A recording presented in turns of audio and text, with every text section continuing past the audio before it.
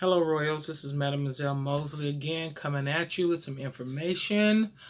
Um, when I woke up this morning, something came to mind about Harriet Tubman. Harriet Tubman was a leader that have never been led. And I thought about that for a minute. I said, this woman led many slaves out of slavery into freedom. And only after she have been free herself. So she didn't even have to worry about them. She was already free. She could have stayed and she could have lived in her lavish life of freedom, however lavish that was at that time. But she went back to get other people.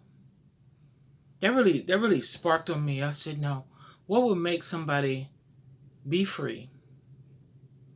Go back into chance of being a slave again to free others.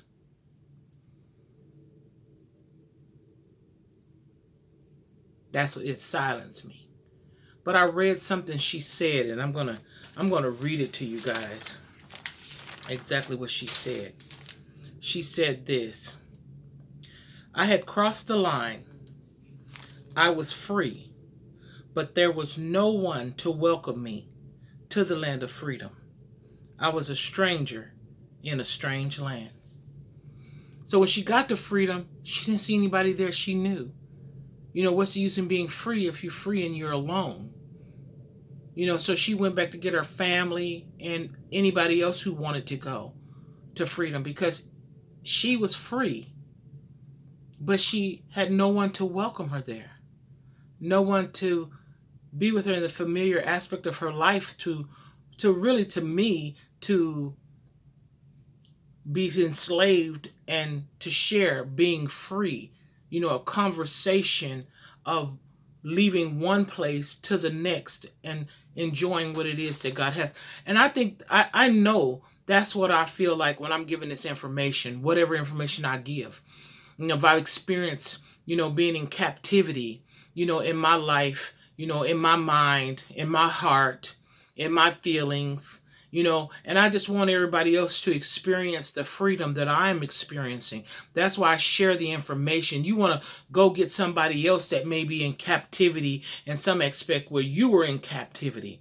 And that's what I do. When I read that, it was just so real for me. And some people don't say, oh, you're not in captivity, not in cage. Sometimes the cage is not in body, it's in mind. You might be able free to go anywhere you want to, come back when you want to, but it doesn't matter if you can go where you want to when you don't know what it is that you want to when you get to where you say you want to go. So your mind has to be freed up. Somebody can be in bondage, actually physically in captivity, and mind be freer than some people that are physically free, that minds are under captivity, because the mind can go wherever it wants to go. The body has to physically manifest itself there, like go there. But the mind can take you where the body can't go.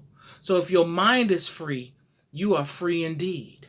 And that's what God was saying when he wanted to free us up. Not free us up so much as, the responsibilities that we have in this world, but to free us up in our minds, to understand life is what you make it.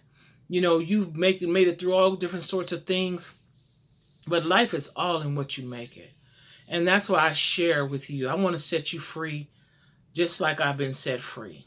So when people think that you're trying to, keep them from having fun, or, oh, now that you're here, you want to, make it, no, save you so much time, like the pioneers that had traveled, all around the world, and they made paths. And when you see the signs on the freeway, people traveled those paths before there were freeways. Now they have signs up in north and south and east and west. And that's due to the leaders that had never been led, that decide to be pioneers to do what need to be done so that we can have all that we have right now.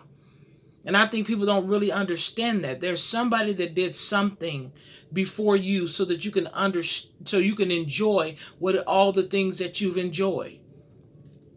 So we need to think about that. I think about Harriet Tubman today being a leader and never being led. I know that probably was a scary experience for her, being all alone and only having minimal information of, the moss grows on the north side of the tree, and going through waters and animals and all kind of things that she was experiencing at that time. And this is what I'm saying is, sometimes when you find somebody that's trying to lead you, it's most likely it's because they've never been led. But now that I found out that, since I've never been led, I can lead you. And that's what I'm trying to do. Just like when I thought about with my siblings, I never gave a second thought of the love that I gave them, because, it was something that was in me already. Whether I had been shown it or not shown it, it was something that I felt a sensitivity to love them unconditionally, to make sure that they were okay. But I often feel like, in order to find love, you have to become love. You have to become it to draw it. And I think that's what so many people are missing, love, because first you have to love yourself. And when I say love yourself, I'm not just saying stay the same and let people accept the game, but you got to change. You got to understand that love is unconditional. It's not because somebody has money or somebody's, bad to the bone. I get that. That's good too.